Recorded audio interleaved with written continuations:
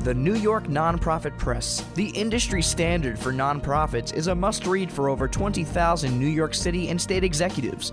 Those who know the nonprofit world count on the NYNP to deliver breaking news and get messages across into the nonprofit industry. Ads can be placed in our paper, daily emails, or on our website.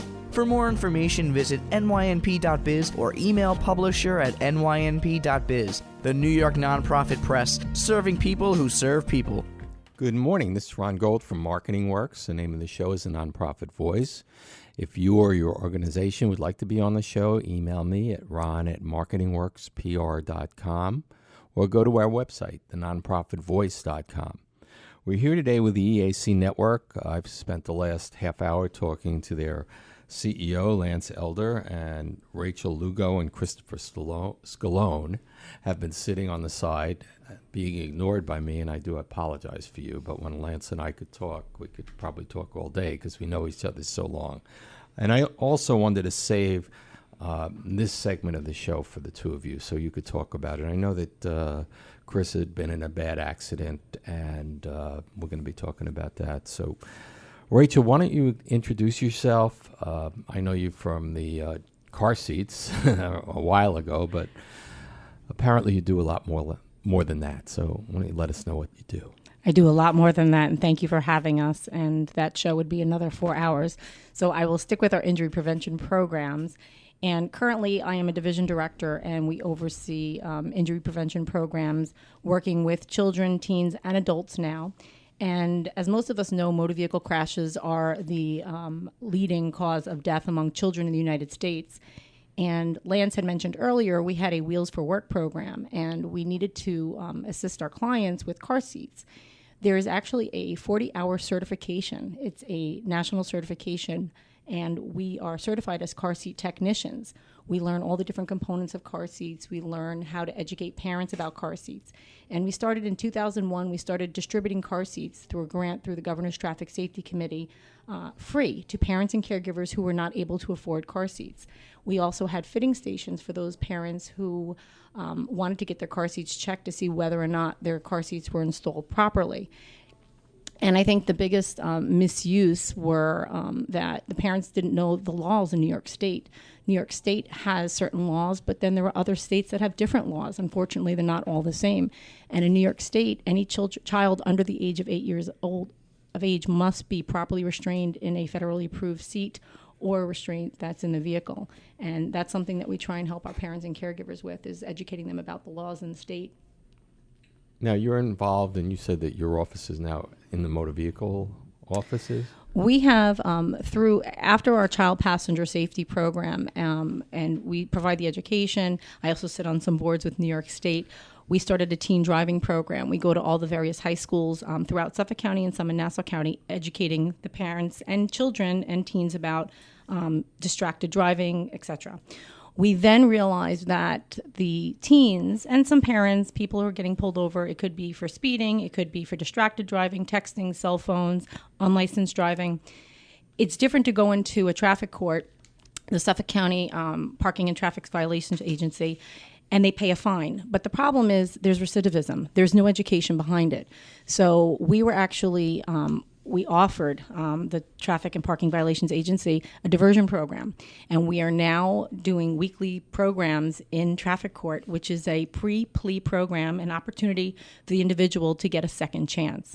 And we have, there are people in there that are doing 90 and 55, they're speeding, they're not using seatbelts, they're not having their children properly restrained, they don't have car seats, so we provide them car seats, and we try and educate them on what are the ramifications, what can happen in the event of a motor vehicle crash. We don't even call them accidents anymore because they are preventable.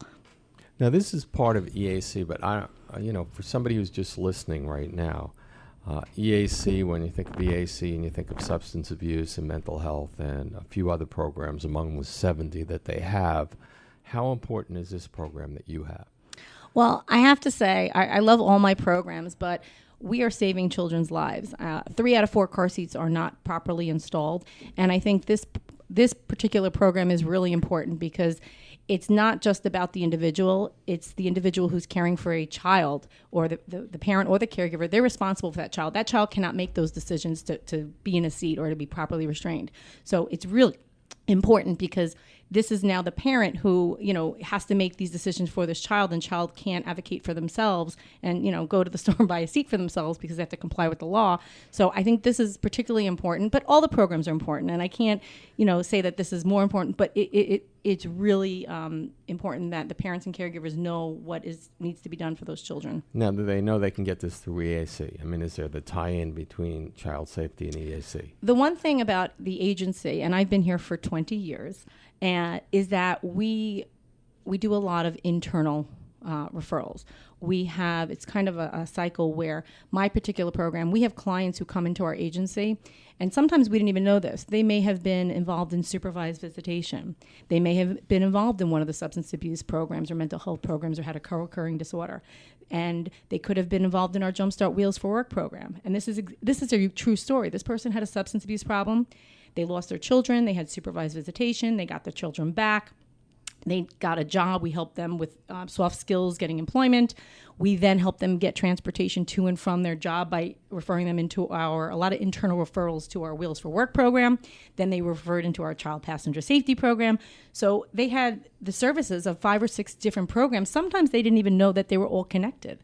Well, this is a question for Lance, because if you have all these programs, how do you know which ones to promote, or do you leave them to all the different program directors? I think one of the things that we started to do, I guess about 10 or 12 years ago, Rachel, is we started to have an annual employee conference. And the employee conference brings together everybody from all over the company. A great idea. And what we do is we actually conduct different activities so that those employees get to learn about the other programs that are out there, so that we can make that connection. Also, the regional directors meet every 4 times a year.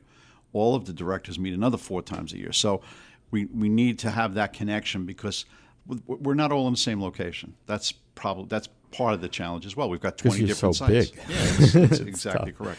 So, but we do okay. We can always do better, but I think it's gone well. Now, Chris has been sitting here for now 40 minutes, so I think you should introduce him and talk about the program that he's here, and move up to the mic, Chris. I'd like to introduce Chris Scalone. EAC has been partnering with State Farm for their Celebrate My Drive event, and about 5 years ago, we visited Chris's high school, and we do a Celebrate My Drive, which brings events to the local high schools talking about just driving distractions, texting, as well as teaching them about misuse and how to respond behind a wheel and how to operate a vehicle. And Chris was there attending the event, and now, unfortunately, fortunately for me, but unfortunately for Chris, Chris was involved in a car crash. And he is now traveling with us to high school, speaking to students about occupant protection and the right thing to do in terms of buckling up. Hi, Chris. It must be tough for you, Chris. I mean, you haven't done this before, and now getting out there, how do you feel? But you've been through this horrific car crash with your mother, and, I'm glad you're both still alive, because I heard it was really pretty tough. Yeah, it was pretty tough, and I'll be honest with you. I do relive the accident whenever I talk in traffic court, or when I talk at high schools, or even when I spoke for the governor at his state initiatives, Click It or Ticket. I do have to relive the accident. But you know what? What means the most to me is that I truly feel like when I speak, I really do get through to people.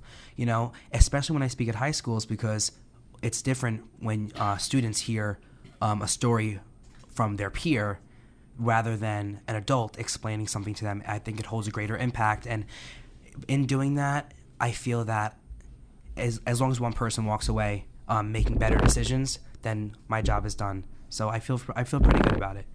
Well, was this happening? Was somebody texting during the accident? Is that why this?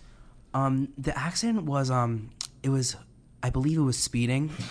We were going northbound on Nichols Road towards Stony Brook. September 11, 2013, around 10 o'clock at nighttime.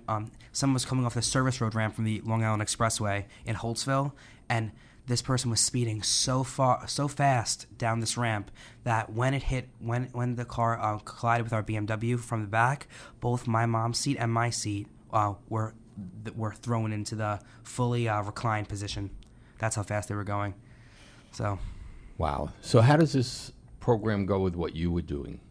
You know, this is one of the programs that EAC is doing. So when you heard about the accident, or is it what you're saying is the fact that he had heard through one of the schools and got in touch with you? How did that work? Over the years, we have seen Chris, and the following year after the accident, I spoke with Chris, asked him how he's doing, and I said, Chris, you know, how do you feel? His mother is now a quadriplegic, and Chris actually helps out his mother every day. And things that we take for granted, for example, you know, being able to touch your nose, she can't do anymore. And when I saw Chris, I said, Chris, how would you like to come and talk to the students at the school? I said, they like you. I said, I think this would be really great if you can tell your story, how a seatbelt saved your life. And like Chris just said, he was asked by the Governor's Traffic Safety Committee to represent their Bunny Click It or Ticket initiative. And he's done so the last 2 years. So is he doing this through EAC or through the He's doing state? it. He's doing it through EAC. We have 2 grants that are helping us give Chris a stipend for speaking. One of them is through State Farm, and the other one is through our Governor's Traffic Safety. Have you grant. been speaking at colleges? Have you been speaking mostly at high schools? How do you feel about that? I mean, like you said, you relive this every time you speak about it. But like you said, if I could help one person, it would be worth it. But I think your value, you know, to EAC and just talking about this incident, I mean, setting up these text areas, you know, like don't drive too far without, you know, stop having a text area where you can answer the text. Because I know with kids and even us, you know, we want to answer the text because we have so many things that are going on. But I think setting up those kind of text spots are good ideas, you know, to get off the car. You know, you might disagree with me. I have to say, unfortunately, those texting areas do not work. Okay. It's great initially that if you have to make an emergency phone call, you could pull off the side of the road safely. However, when you pull over to send that text, do you think that's the last text, or do you think that someone's going to reply and you're going to have to reply back? You're not going to sit there forever. Excellent point. And I think we just spoke about this recently, is that the teens and even the parents and caregivers, you know, is it worth it? You know, the phone should be out of sight, out of mind, should not be in the vehicle. And there are a lot of driving distractions. It's not just texting. It's not just cell phone use. You know, it could be a water bottle. It could be loud music. It could be friends in the vehicle. So there's a lot of things to think about, especially with younger drivers, but the adults, we do it too.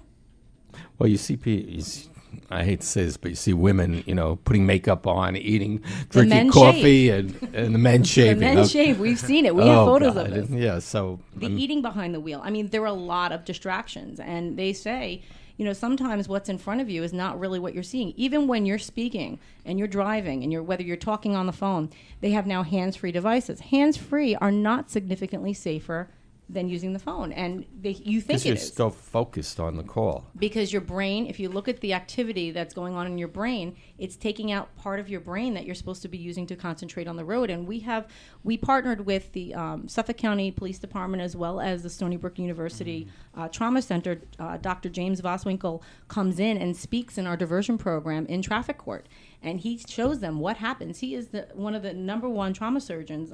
He's in Stony Brook. And it's phenomenal how he expresses what can happen. What does he do?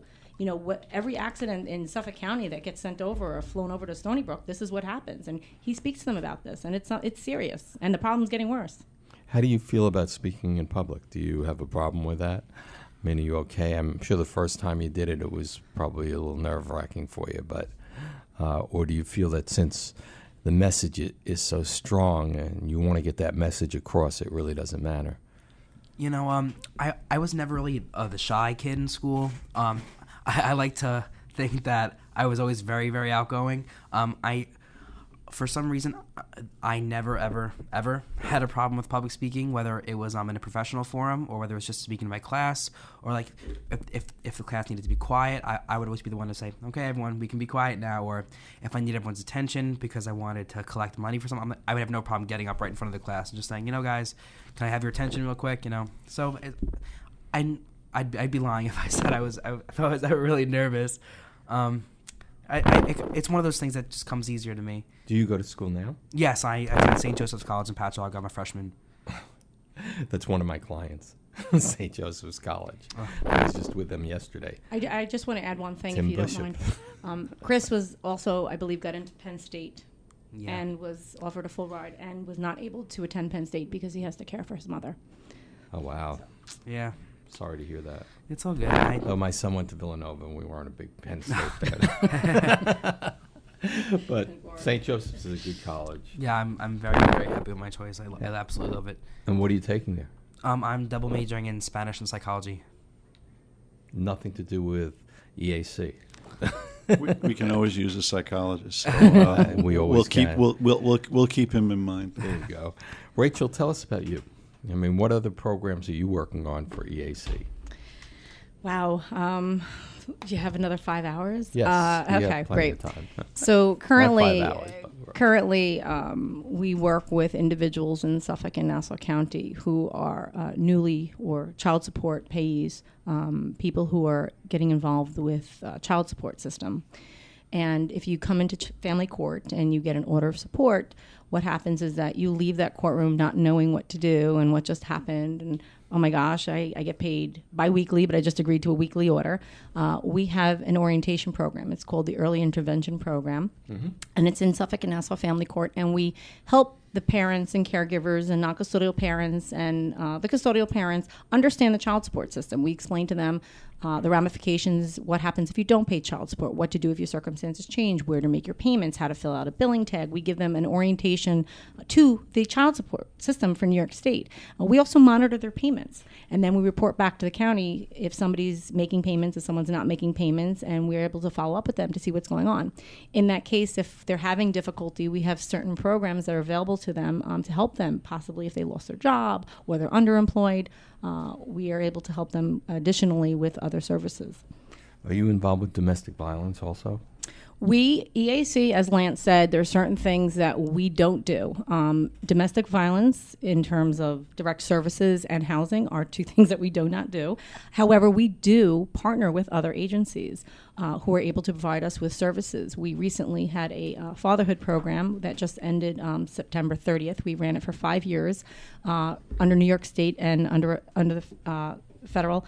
And what we've done is that we contracted with a DV agency to provide DV services to both the clients we're working with, whether they were the person who committed with DV or they were the victim. So it's really important to maintain relationships with other community-based agencies as well as build relationships with community-based agencies. And something that we've done with our teen driving is we've partnered with almost every local law enforcement agency, whether it's Suffolk County Sheriff Office, the Suffolk County Police Department, the New York State Troopers, and they come to all our events. And after this, I'm going to another event till 4 o'clock with for all of this. Well, let's talk about the teen driving and the, I remember, I hate to say this, when I had my driving lessons, I mean, they weren't talking about texting at that time, obviously. I don't think they had phones then. Smoke signals, I think, is when you and I were doing it. That's right. When they're teaching, is this going to that level also as far as, you have to take when you go to driving training school and you go to driving school before you get your license and you take your driver's test? Is that starting on that level? Have you done more with them to try to get that across, or that's not really up to you to do it? That's not up to us to do, but I will say that New York State is looking into teen driving and the fatalities that are happening now on the road, especially with those kids in Farmingdale, that accident that happened.